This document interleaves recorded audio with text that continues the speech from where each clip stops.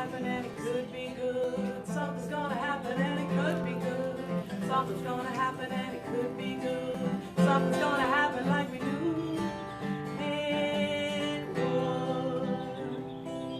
Oh yeah, well, things will change and leaves will fall and it will rain, transform before your eyes. No time for chasing why me?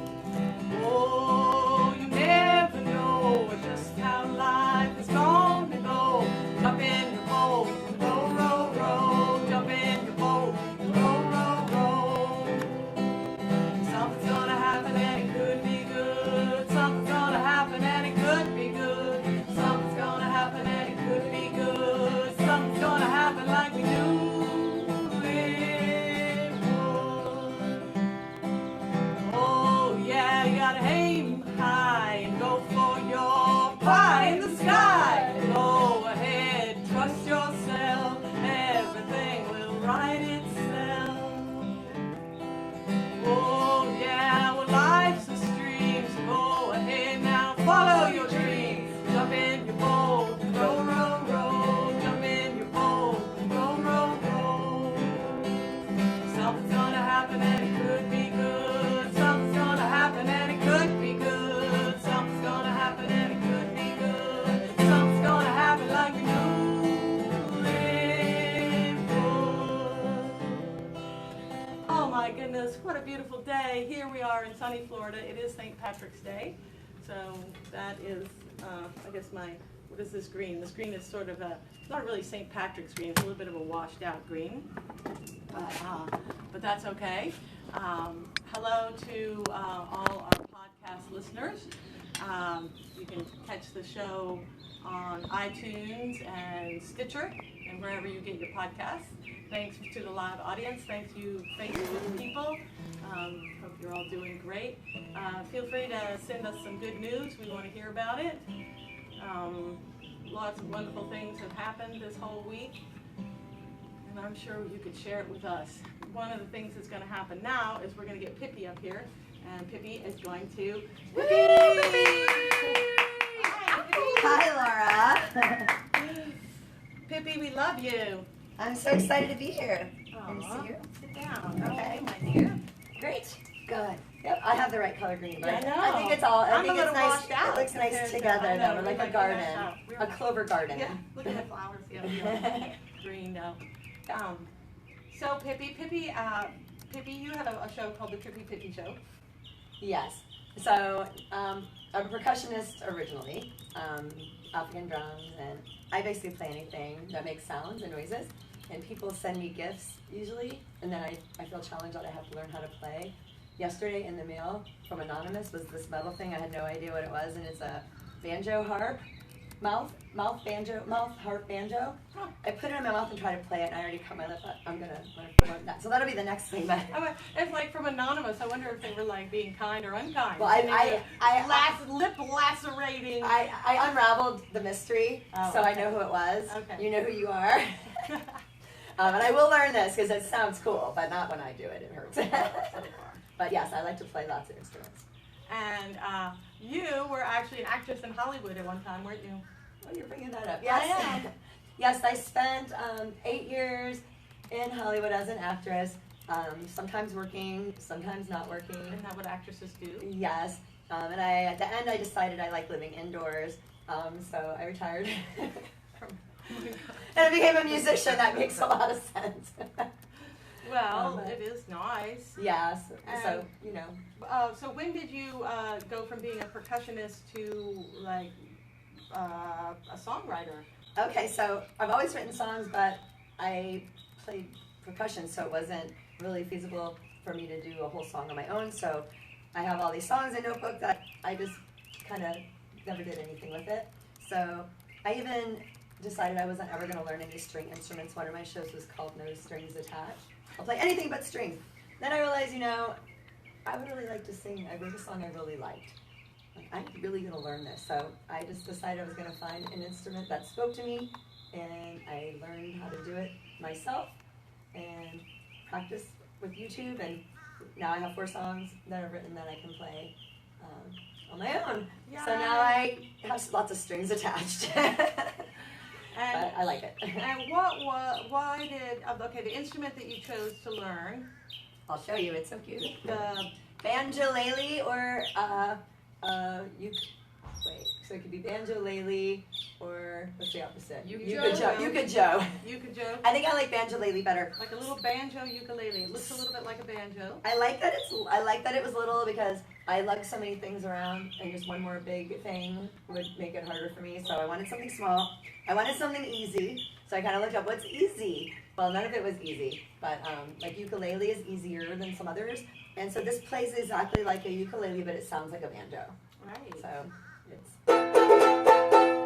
very Yuki sounding. Yuki so banjo. or very Joe sounding. Yeah. So I just thought it was cute, and that's what happened.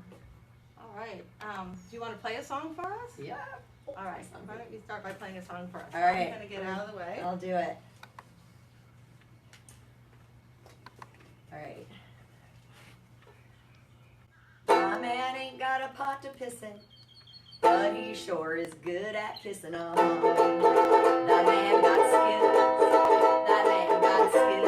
That's why I pay the bills. My man ain't got money in the banky, but he sure can hanky panky on. That man got skills. That man got skills. That's why I pay the bills.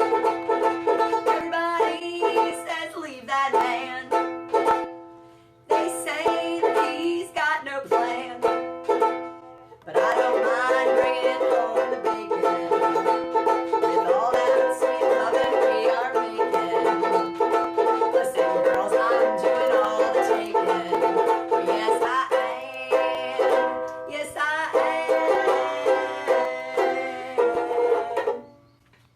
My man ain't got a pot to piss in, but he sure is good at kissing on. That man got skills. That man got skills. That's why I pay the bills. My man, he's broker than a rock, and he gives me real good pillow talk. That man got skills. That man got skills. That's why I pay the bills. Everybody says leave that man. They say that he's got no plan, but I don't mind bringing home the bacon with all that sweet loving we are making. Listen, girls, I'm never faking. No, I ain't. No, I ain't.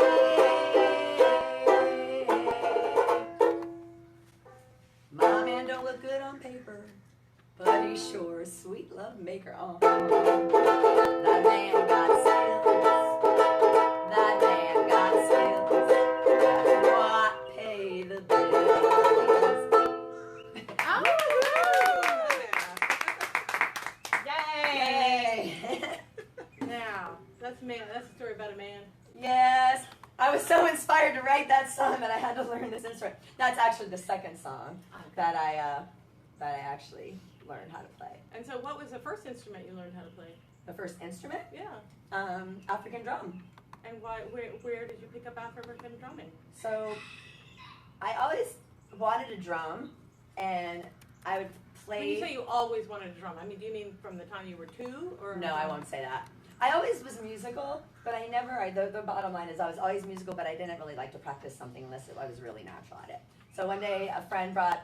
It's just too much work. So a friend brought an African drum over, and we had a little jam session, and I didn't have any instruments, so I was just playing on a bottle, Heineken bottle with a butter knife, and I realized I was good at it. So he actually said, I said, I'm going to go buy a drum. He's like, well, why don't you borrow my drum for 6 months and see, so, it's like, you buy all the running gear. I'm going to start running, and then you never use it. So I love that. I borrowed it for 6 months. I returned it, and I went and bought my own. And I just started playing everywhere. I was playing in Los Angeles all the time. I was playing with DJs. That was my favorite thing to do for a long time, is play along with like house music. Oh, And wow. at clubs with my djembe and congas, and I started to play more and more. A lot with, then I got into techno music. And that did you kind have of a stuff. microphone on these drums? Usually, yeah. Yeah. Yeah. Uh-huh. I had to start learning about sound and complicated. But, yep. Oh, and then you've led drum things, haven't you? Yes. So Burning Man. Do we all know what Burning Man is? It's a festival in the desert. It's very large. It's about 30 to 50,000 humans go out there. They build a city from scratch in the middle of nowhere, and all kinds of art, music, fun, gifting, society. It's a beautiful thing. So look at Burning Man. And so they have a huge conclave, which is a giant group of fire performers. Conclave. What does that word come from? So I don't know. I don't know. Yeah. It's a group of people that get together around fire. They build a big man and they burn them. There's a big show beforehand, and it's fire troops from all over the world. They practice at home and they come in and they do this giant fire show. And I remember when I first went to Burning Man, I saw it, and I said to my friends, I'm going to be in that circle.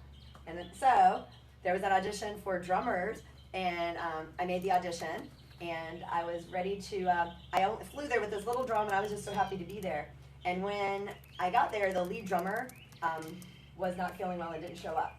So they said, does anyone know how to play this thing? And it was just this giant drum with sticks, and I had never used sticks before, and I said, me. So I ended up leading like half of the whole circle of Burning Man, and I was so nervous. Fire dancers are dancing in front of me, and I'm just looking like this, trying to keep. By the end, I was able to like enjoy a dancing party, but at the beginning, I'm like, concentrate, because I had specific rhythms that I was supposed to do, and I'm just kind of a freestyle drummer. I play from rhythm that I find in here. I'm not really, memorize different rhythms. So I had 5 rhythms, and I had to change the rhythm. He'd come up and just do it next to me, and then I'd have to I'd pitch it, and then I'd do it. It was one of the best nights of my life. Oh, wow. So then I did it again. I got to be actually the leader in advance.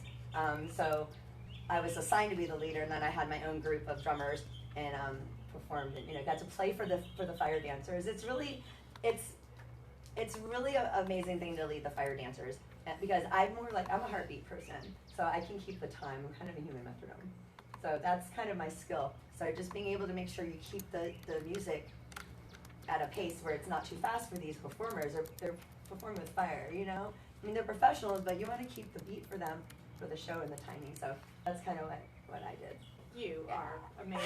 And I mean, what about this whole synchronicity? So you arrive at Burning Man with your little drum, not even knowing if you're going to be playing drums, and then you're leading the drums. Yeah, that's you got to remember that in life, how quickly you can go from being just another person to being the leader of the band. Yeah, it was a really, it was a moment where I had to be really brave, and I'm really proud of myself, because I was like, I thought I could do it. I was like, me, I know how to play this. It was called a June. I didn't even know what it was. But I knew I could do it. I think something, I hope, I knew. I don't know. I did it. You did. I did it. And everybody was proud of you. Yes, and they really liked it. I got a lot of feedback afterwards, and it was encouraging. Okay, so why do you think that some of the, say, more experienced drummers or people that had been in that conclave before you, why do you think that they didn't volunteer as quickly as you did? I think because people like to, really experienced drummers like to riff and show off and play fast and do their crazy stuff. When you're doing the lead part, you have to do the same thing over and over and over. You have to keep time, and everyone else gets to do whatever they want. And so it really actually, I've led a lot of conclaves, many, but smaller events, and it's work. It's a gift when I do it. Yeah. If someone else leads, I can do whatever I want. Right. So it's a responsibility, and it's not as fun necessarily, depending on what you're looking for. Right. I find it very rewarding, because I do feel like I'm giving everyone a gift. I teach people, I did a little workshop called How to Not Get Kicked Out of the Drum Circle. And it's basically... Give us 3 pointers. Quick So, pointers. How to not get kicked out of the drum circle. Number 1, you arrive and make sure that someone acknowledges you and that you're even welcome to play. I'm not talking like a public, everyone's allowed to go, but it's if you come up on a group of drummers, don't just sit down and start banging on your drum. Look around and wait for someone to give you an acknowledgement, like one of the leaders. And then that means you're welcome. And then listen, sit, don't just play immediately. Get into the vibe. Feel something. If you can't add something to make it sound better, then don't even play. Just don't mess it up. If it sounds good, leave it alone. There might be a time for you to play. And the third tip would be play something steady and slow and boring. You can just go. If you can't do that yet, then just go like this. If you can't do that, then just do this. But do it on time, keep doing it, and the other drummers are going to appreciate you so much that they get to stop doing that, and they can and you're going to just do that. I did that for years, and that's where I got my experience. Really awesome drummers would say, thank you, what's your name? Hey, let me show you a little bit. And that's how I grew, and I did it and did it and did it. I did the boring beat for years, and I got very, so I think that's a tip for anyone. Like, if you want drummers and musicians to want you around, play small, be respectful, be humble. Don't show off until you are ready to show off, and then go rock the house. Yeah. All right. I think that's great. Okay, but you have this other little skill. Oh! This is here. This here. Yes, yes. This is. I'm going to build something. No, just kidding. She has this beautiful saw. Yeah, I don't know. am I still in the frame? I don't want to cut Laura. We've come close to me cutting her braids off. I know, this is a real saw with real sharp edges. It is. I still haven't had anyone follow it down. I know. And I'm going to. She likes to live dangerously. I guess I do. I don't know. Why are you such a danger girl? I don't know. I'm getting older. I'm trying to be safer, but it's not working. Well, it's never too late to start something new, like playing the banjo ukulele. How long have you been doing that? About 4 or 5 months. That's not very long. And No. so you didn't start when you were 3 playing it, and you can already sing a song. So Yes, I good for you. can. Thank you. All right, let's. I'm gonna play this guitar. I know something happened to me the other day. I went to a party where WMNF, the Florida Folk Show. There was a man who had donated some money, and he was having a party, and I was invited to come and bring my instrument and maybe perform. You know, depending on who else was there. Well, it was in Clearwater, which is a half an hour from here. And I got there and I realized I did not have my mandolin with me. I had my flute player with me. My friend Lucy was there, but I didn't have my mandolin. Oh no. And I did not want to turn around and drive an hour, you know, to go get it and maybe play. I mean, I didn't actually have a gig. It was just that I might play. And sure enough, I kept thinking, well, there'll be plenty of pickers. They won't need me. Well, sure enough, there were not plenty of pickers, and they did need me. So they said, oh, well, are you going to play? And I said, well, can I borrow a guitar? Because usually I play the mandolin. And so I was lent a guitar, and I got up, and Lucy and I played some songs with me playing the guitar. And afterwards, people were like, oh, that sounded so great. Why don't you play the guitar more often? You need to play the guitar. And I'm like, well, I have a beautiful guitar that I got in Fredericksburg, and it's a fabulous instrument, but I don't, this guild here, but I don't like carrying it around in the hard shell case. Just what I was saying before. It's like you don't want this big old thing all the time. So that's why I don't play the guitar when I perform out. But being as how we record this show here at my house, I thought that this is in honor of Pete Gallagher and the Florida Boys. Wonderful. WMNF. All right, so this song is called Flapping Down the Road, and sometimes you just got to go. True that. The sun's been shining, but the lawn's not been mowed, and I'm standing here looking at a pile of our dirty clothes. Well, that's it, I quit. I'm tired of dead wood, I'm gonna cut my ties with a chainsaw, go flapping down the road. That's it, I quit. Gonna wash a load and use my truck as a clothesline and go flapping down the road. You think you got me tied down because you hold the purse strings. You hold the one that's tied down, baby, to your mama's apron string. That's it, I quit. I'm tired of dead wood. I'm gonna cut my ties with a chainsaw and go flapping down the road. You know what I mean when I say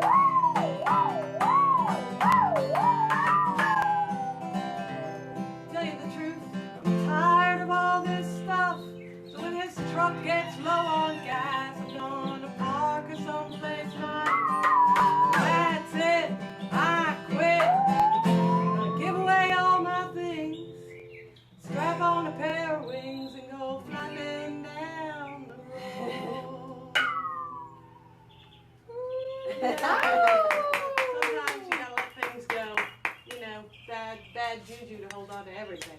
Yep. You end up with a house full of junk. I've been having, now I'm giving away things that I made. I used to be a weaver, so I have all these weavings sitting in the closet getting eaten by moths, so I decided it's time to give them all away. Anyways, that's terrible. I'm all about getting rid of stuff. I know. You live at almost, you've gotten rid of almost everything, right? Everything, really. I live in a 300 square foot place. I have a little tiny amount of storage, but it's really like my paddleboard and instruments. That's what I won't get rid of. Mm-hmm. Yeah, it's such a peaceful feeling to not have all that baggage, and I don't need it. I don't miss stuff. Yeah. I have a little bit of clothes. I have 2 plates, 2 spoons. It's like that. That's all right. Well, Pippi, thank you so much for coming up and talking about it. Pippi is going to come back. We're going to have an amazing transformation a little later. Pippi's going to come back up here towards the end of the show. Thank you, Pippi. Thank you, Laura. And now we're going to get Victoria is going to come up here. Victoria, yay, Victoria.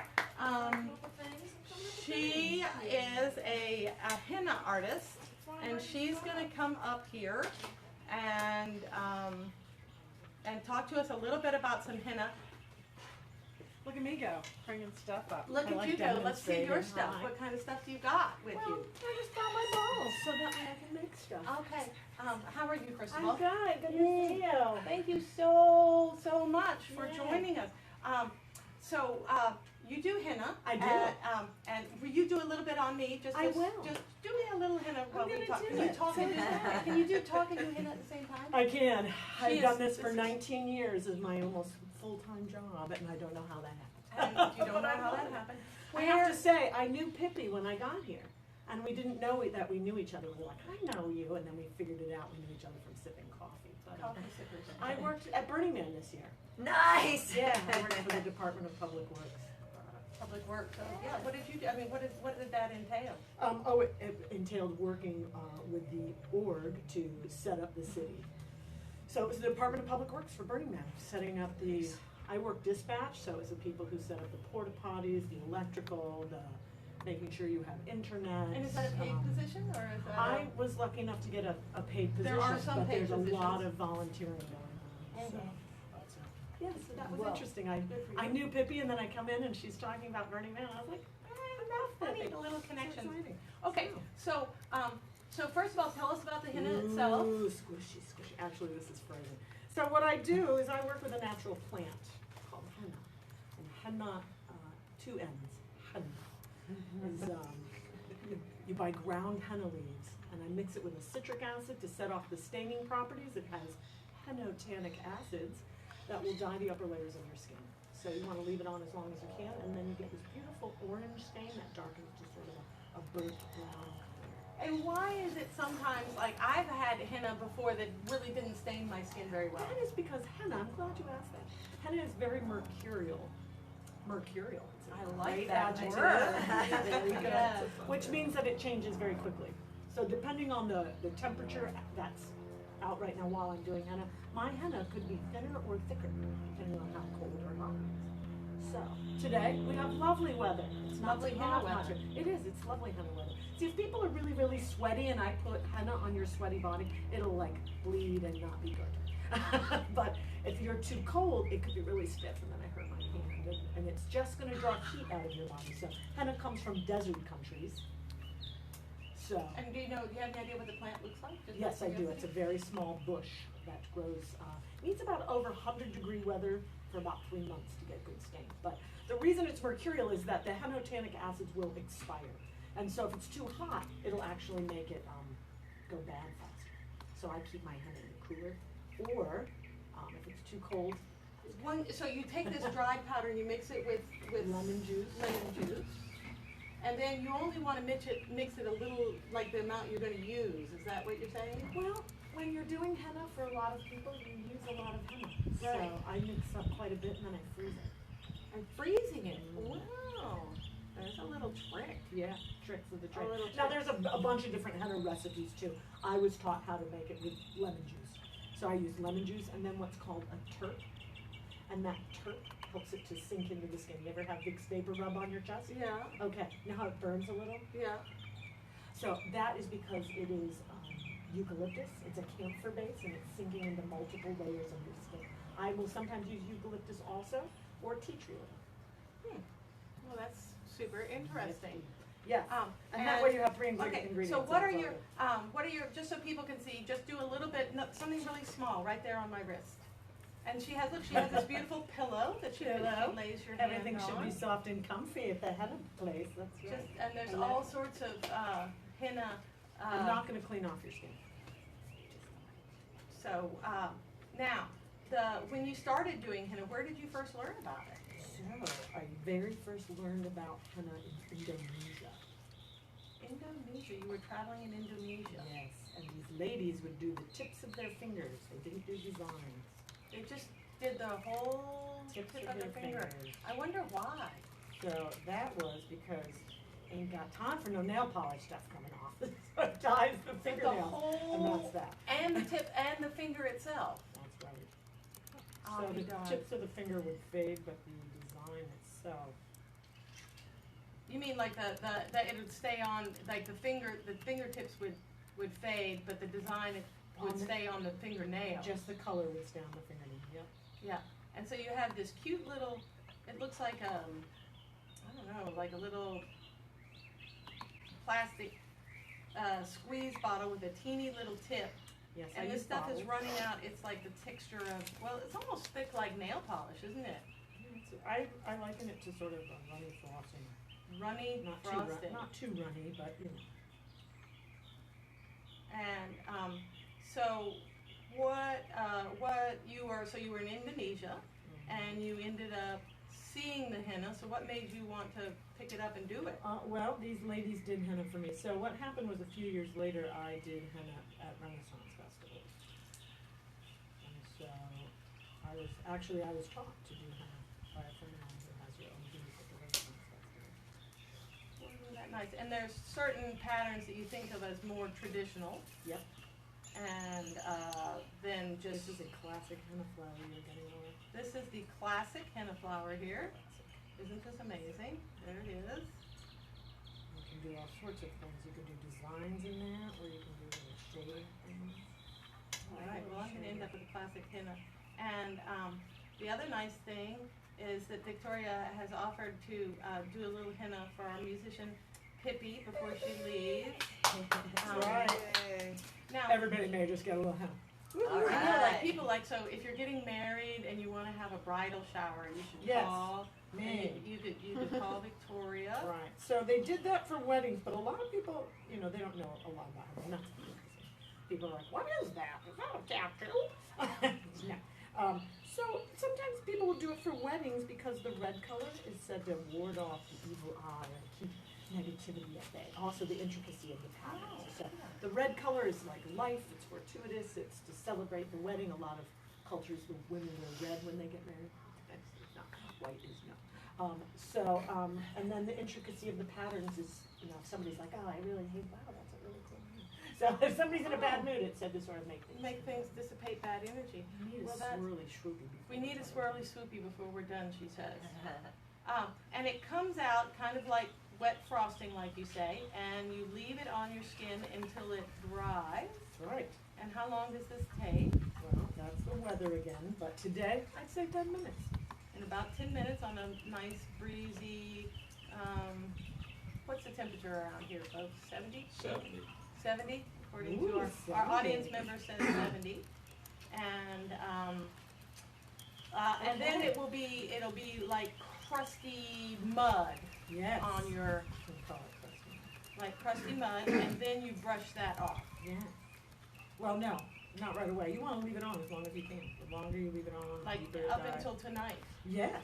So even I once have it's crazy dry, people friends that they love their henna so much they'll leave it for days.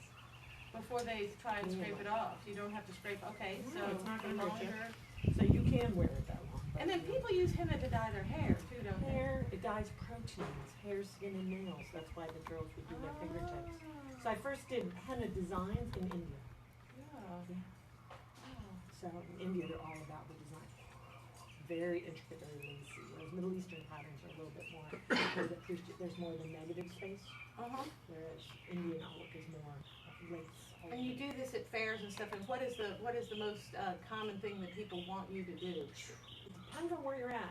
It really does. Interesting. Yes, if you're at the beach, I do a lot of dolphins. Oh, Yes. If I'm at the Renaissance Fair, I do a lot of trees. well, there you go. So yeah, it just kind of depends. But flowers and vines are probably one of the more. Someone asked me once what I do. I said I paint butterflies. Butterflies are very popular. She doesn't I paint did a on. dragonfly. Oh, I know. Thank you for drawing the background for us today for our show. We really appreciate that. I would have just kept going. I know. We had to stop her because we were running out of time. Well, thank you so Okay. much for sharing. You are welcome. Sharing the whole henna thing with me. And after the show, Pippi, she's our friend Victoria, who's your friend too, is going to give you a little henna and to thank you for having come onto the show. Amazing. Thank you so much for having me. Yay. Let me talk about stuff. Well, I I could talk about appreciate you henna a being lot. here. Now, how do people get in touch with you? So I find that the best is my phone number. Okay. You can wanna give text that? Yeah. me. It's 727-320-2341. If you want, I Say it actually have again. a card. Oh, yeah, so let's It's like 1, 2, 3, 4, but it's 2, 3, 4, 1. 2, 3, 4, 1. Oh, wow, interesting. 727-320. All right. Or just send me a message on Facebook. Or send you a message on Facebook and you can It's right get there, in touch. Victory Yay, Victory Henna! Yay! Thank you, thank you. Oh, thank you so much. I came in my pajamas just for you. Oh, well, we are lucky. You're welcome. We are lucky you came at all. It's so interesting. I always learn so much interesting stuff every time somebody comes to the show. Have things to learn. Here I am at the show. It's I asked you to do it right there on my arm so I could continue to play. I've had henna one or two times, and I always like to put it right there on my inner wrist so when I'm playing an instrument I can look at it. It's all about me. Well, I'm going to do a few little musical instruments and finish it up when it's all said and done. Okay. But I want to be able to play guitar. Well, it is St. Patrick's Day. Some of you, nice green out there in the audience. We like to see that. My underwear's green. Don't. We don't need to see your green underwear. But you know that you have it. I don't know about all that pinching business, but I just wear green to get, so that I don't have to argue with anybody about it. And this is green enough. This is a drinking song. This is a cautionary tale.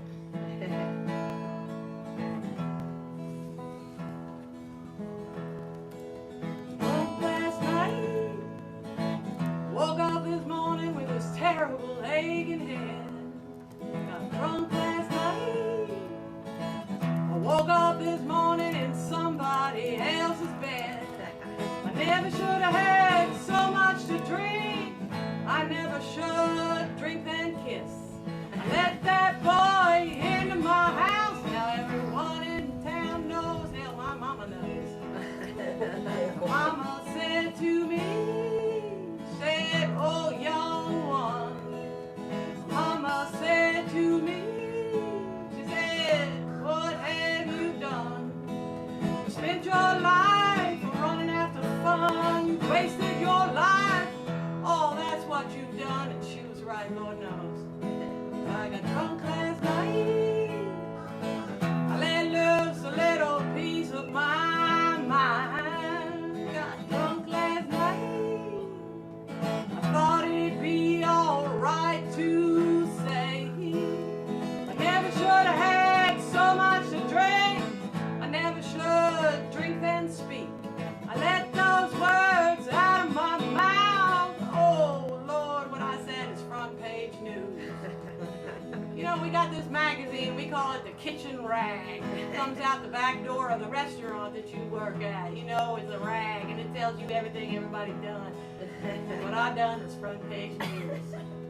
My daddy told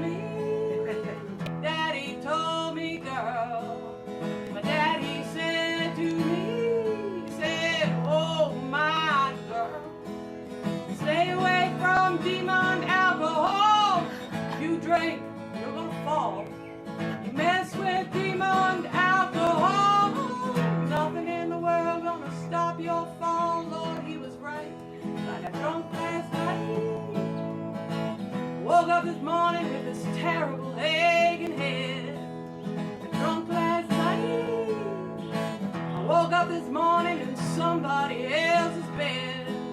I never should have had so much to drink.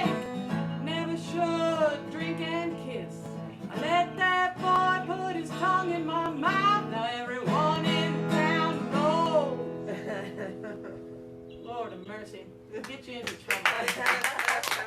All right.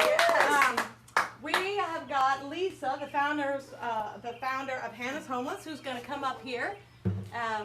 Come, please join me on the stage. And yay!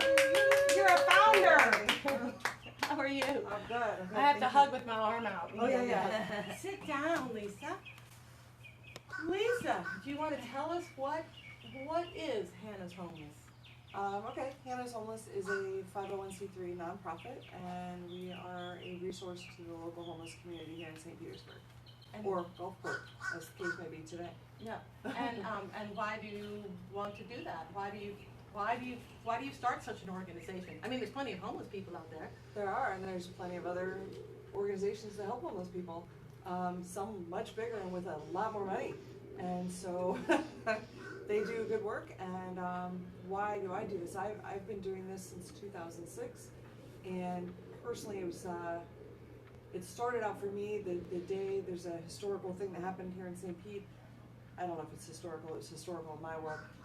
There was some big event happening, and the city decided to clean up a little bit and disperse the homeless people that had congregated, and they created their own little tent city under the interstate in an innocuous place. But they sent the police out in the middle of the night, and they were literally with box cutters and stuff cutting up people's tents as they were sleeping in them and removing people. Some went to jail, some were just told to leave. And it was definitely on the news. And I saw this, and I was living a few blocks from there at the time, and I was mortified. Like, I have been homeless for many years in my earlier life, and here in St. Pete. And when I saw this happening, and so close to where I was living, indoors,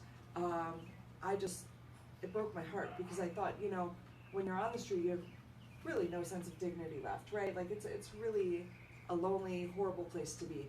And these people who had created a community for themselves, where they were keeping themselves safe, sharing resources and community, for the literal sense of that word. Their only home is this tent, and to have someone come and literally cut up their home and tell them to leave, it hurt me.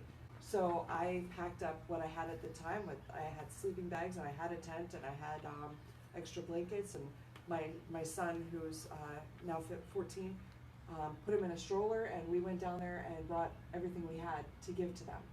And when I started talking to these people there, I realized they were very much me. I was very much them. We are one. And it was very rewarding for me to do that. And coming from where I'd come from, I just felt immediately that I needed to continue doing that kind of work. And so that's why I did it. The name is a little different, but that's what started me doing the work. It didn't have a name until 2012. Okay, and so you are a 501c3. Mm-hmm. Yeah, and homeless people, there's a lot of them. But it's worth helping the ones you can. I mean, how does it? Because it's like an overwhelming subject, homeless people. It is, and people are homeless for all kinds of different reasons. Everyone thinks of the old alcoholic, drug addicts, criminals. Like, that's this typical stereotype that's applied to them, and for a lot of them it's true, and for some of them it's you and me, who maybe just had, like most, middle class Americans, we're only a paycheck or two away from the house of cards collapsing kind of situation. Some of us have friends and resources locally, and a lot of us don't. So there's every kind of situation. There's one gentleman that comes to my mind that mind-boggling. His wife had cancer, and he was an executive, and they had money, they had a home, they were living well, and pretty much he sold the farm and everything he could to provide any treatment possible for her. And in the end, she died, and he lost everything he had. He lost his job over it because he dedicated his time to her. And now we hear stories, and I don't care to verify all of their stories. In this case with him, there was something I verified. Like, this was really what happened to him. And he came to us. We used to do, we haven't in a while, but we used to do something called Magical Makeover Day. And he came in looking like this big, burly, hair everywhere, and clothes that didn't fit. They were oversized and dirty. And he had told me his story before, but he had started to, and not everyone who ends up homeless has addiction or alcoholism or drug use, but he had started to partake, and it's really a coping mechanism when you're living in a really unfortunate type of life. And so he had started to delve into that as a coping mechanism. But he came in and we had a barber and we had suits and clothes and we cleaned him up, and I have the before and after picture. I wish I would have brought it, but he stepped out in a suit and clean cut. He looked like he was on the cover of a GQ magazine, and the smile on his face was absolutely amazing. A week later, he came back, and he thanked us, and he said, "I want you to know, I have not felt like myself in over a year. And when I left that day, I felt like myself, and I had just enough spark of who I truly am to like make some phone calls." And he called some of his old buddies from work, and he had 2 interviews lined up and was offered both jobs, and like there was hope, right? Like he suddenly had hope. And so some of our motto has always been, providing dignity and non-judgmental compassion, and I don't care where you've come from or if you've urinated on yourself. I'm gonna give you a hug. I'm gonna try to show you love without judgment, because God knows I've been there, and God knows any of us could be there. So so that was one success story, and I have people ask about what are your percentage rates of success, and I do not care. Right, if you Do help not one care. person for 1 minute, you've done something. Yeah, I mean, we kept data when we no longer have a building. We used to have a resource center for many years that was Monday through Friday people could come in and get clothes and hygiene and clean up and get access to other resources that we would do referrals for. So we don't do that now, but when we did, we had data and we kept track of who was coming and how often and what type of resources they got and that kind of thing. But the bottom line for me is it's something I just feel like we should all be doing, right? Like showing love to fellow humans and despite their circumstance, despite their socioeconomic status or the color of their skin or sexual orientation, like none of that should really matter. So that's my spiel. You're right. Okay, well, thank you so much for coming to thank share you. about it. If people want to get in touch with you or talk about it or help in any way, Hannah's Homeless at hannahshomeless.org, and or maybe you could just go help a homeless person. There you go. Yay. Thank you for inspiring other people. We're going to get Pippi back up here to do a little something for us. Is there any good news out there that people want to share? Does anybody have some good news? Okay, now, Pippi does this magical transformation where she turns into Michelle Tolan. And Michelle Tolan, come on up here. All right. Michelle Tolan, this is a magical transformation. This is how it works. You ready? This is our magical transformation. Oh, Hello. hello, Michelle Tolan. It's nice to meet you. Nice to meet you. Sit down. Now, Okay. now, you run a CBD store, is this correct? Yes, I own a CBD store. Oh, where is that? So it's in St. Petersburg, In St. and Petersburg. it's on MLK in between 12th and 13th Avenue, next to the Dairy and Ice Cream place. And what is CBD? So CBD is a cannabinoid, and ours is derived from industrial hemp. Oh, it's a cannabinoid. Scary. Oh, hemp. Hemp's okay. Hemp. So George can- Washington grew hemp. Yes, he did. He was a hemp farmer. The Declaration of Independence was written on hemp paper. So, Yes. true. So, so now it's legal in all 50 states and federally. So we now can take it as a supplement. And so a cannabinoid is, you would call that like a natural chemical. And there's over 100 that have been discovered in the hemp plant. 100 different cannabinoids. Cannabinoids, yep. And they're all responsible for many different health benefits. Our products, we get the oil from the hemp plant, removing all of those cannabinoids, and also something that is called terpenes. Terpenes are like the essential oils of the cannabis plant. Wait a minute. What was that in the? There was in the hennitine. What were you calling it? It's a terp. It's a terp. Yeah. She's got terps and I've got terpenes. I'm gonna just start calling mine terps for short. Yeah. So mine has cannabinoids, terps, all those good things. So we remove all that from the plant to create a really high quality CBD oil. And you can do your CBD oil in different ways. Traditionally, it goes under the tongue. but we also have a water soluble. You put it in water and drink it. We have hard candies. I'm going to show you a little. There's a little container of hard candies. You can see the candies in here. They're delicious. It's a nice way to get the CBD in your body in a yummy way. We also have creams and things for pain, that localized pain. We have gummies, and we have pet products.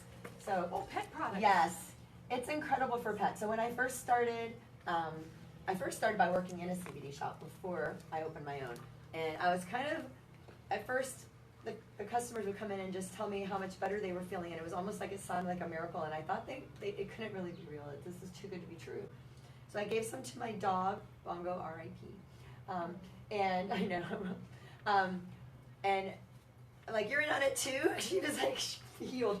She was doing so much better on the CBD that I started to believe it, because dogs can't really do a placebo effect, you know, they can't fake it.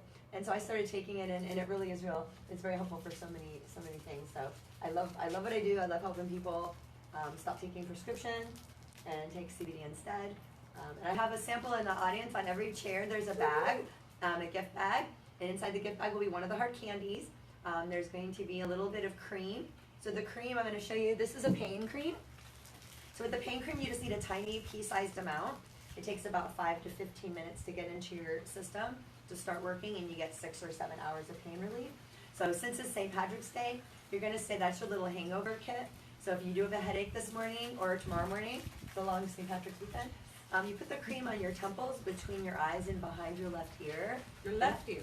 That's some nerve endings there. It's very strange, but it's true for migraines or headaches. If you have neuropathy, you can put it between your toes. That also helps with restless legs. If you have nerve endings there. You can just put some on your wrist to relax, or save it for a bug bite, sunburn, or something like that. So this is a very useful stuff to have around. It comes in 2 strengths. So, and I also like to offer you guys, as an audience, a water soluble sample. I'll make one for you when I'm off the set. See, that's how lucky you are. If you happen to be in the audience today, you get a little CBD oil You get sample. gifts, yes. And henna. And And henna. That's, oh, look, yay! Yours looks so good. I know, mine is pretty. It's really nice. Wow. Good job, Gorgeous. Victoria. Victoria's over there making henna art on people. Yes. And so what about this controversy about why do people not like CBD oils? Or are people so- afraid that it's marijuana? Is that? Yes. So it's really important for me.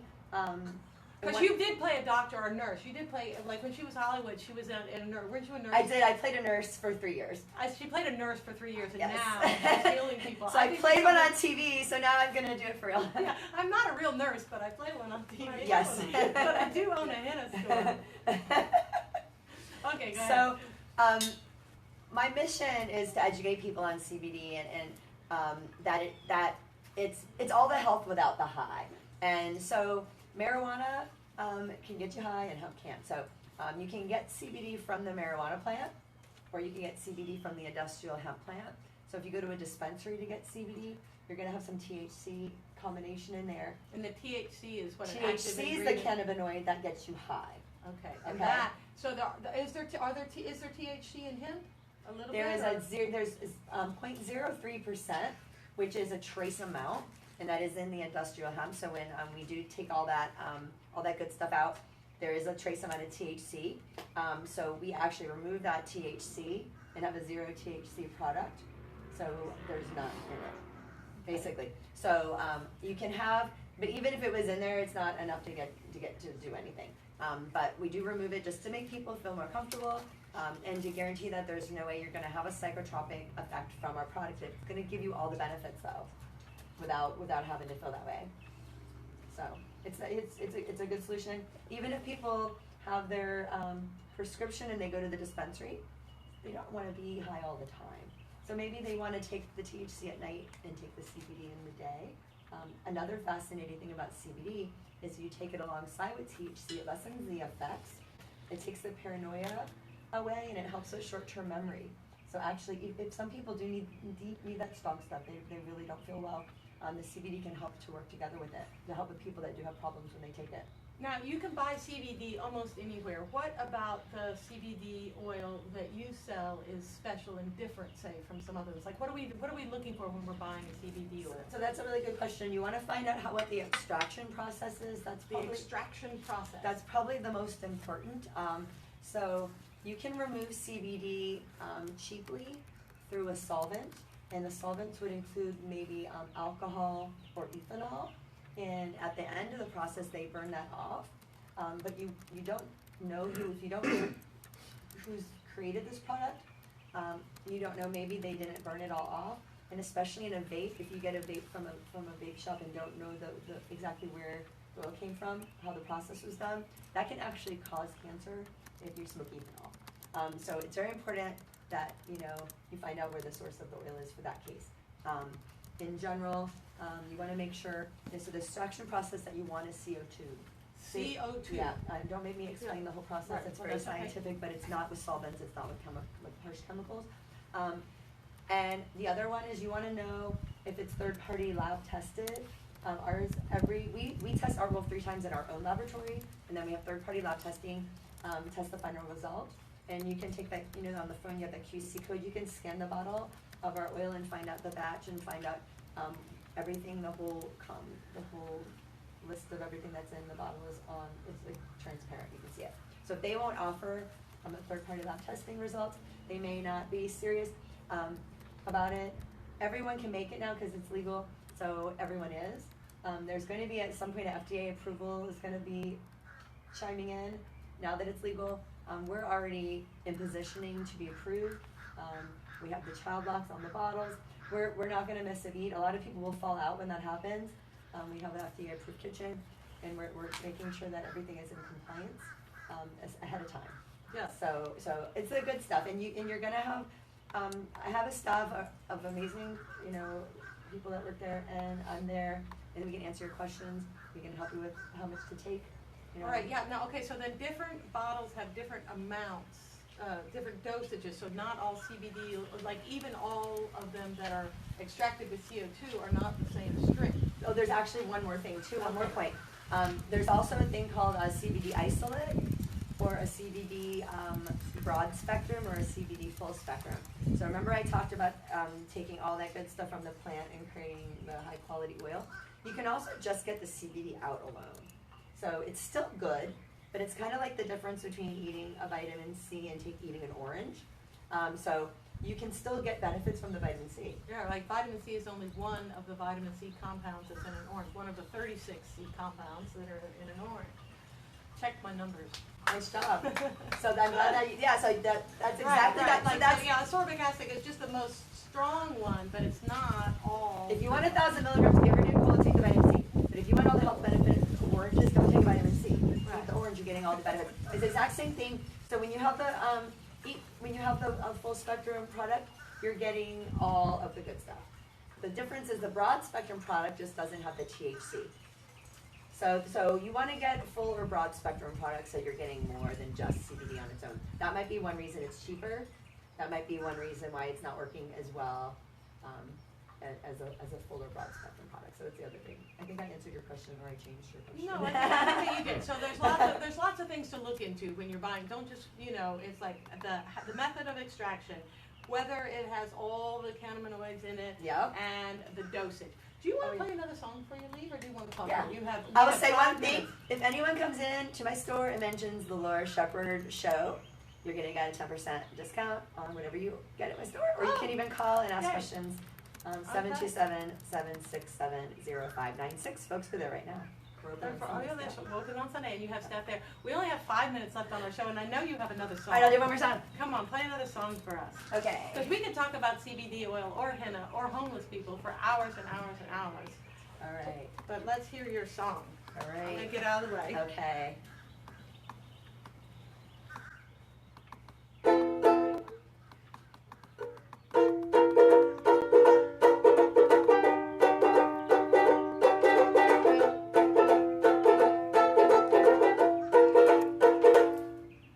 We were just starting.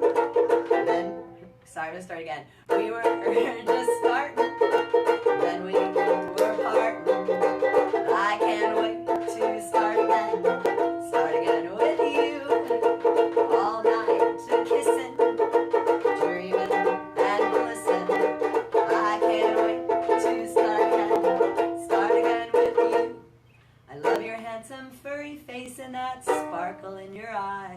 When anybody sees you, they can't help but smile. You're the traveling music man, that's just what you do. Bringing songs to everyone, well, this one's just for you. We were just starting, then we were parting. I can't wait to start again with you.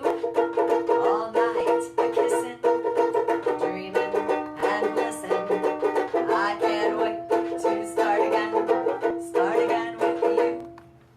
When I have something big to say, I want to tell you first. When I'm standing close to you, my heart just wants to burst. When you hold on to my hand, it makes me feel at home.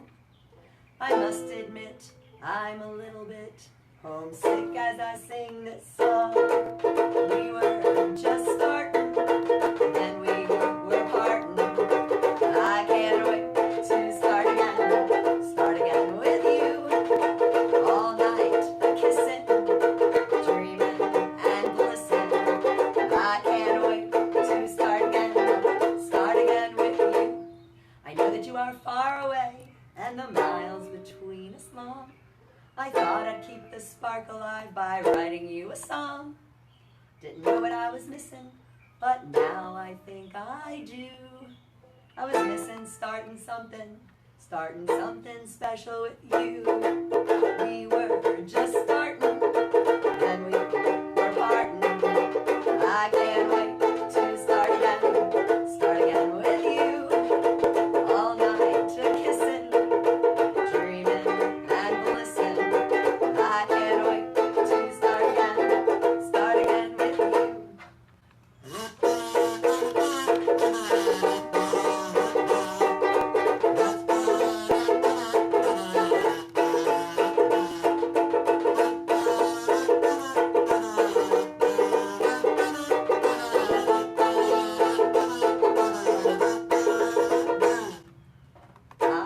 I can't wait. I can't wait. I can't wait. Start again with you. Yay! Oh my goodness! Thank you so much. You're welcome. Thank you everybody for having been here at the Laura Shepherd Show today. It's happy St. Patrick's Day, and I hope everybody goes out and has a wonderful time. Yay! Yay. If you want to support the Laura Shepherd Show, please go to Patreon, patreon.com/the Laura Shepherd Show. If you want to listen to the Laura Shepherd Show as a podcast, you can find it on Stitcher and iTunes and other things, and it's called Something's Gonna Happen. And if you want some Hannah, there we go. You can get in touch with Victoria at Victory Henna. And if you want to help a homeless person, just pick one. You don't even have to start a whole. Keep it simple. Yeah, keep it simple. Just pick one and help them. Okay, bye-bye. Yay, see you all.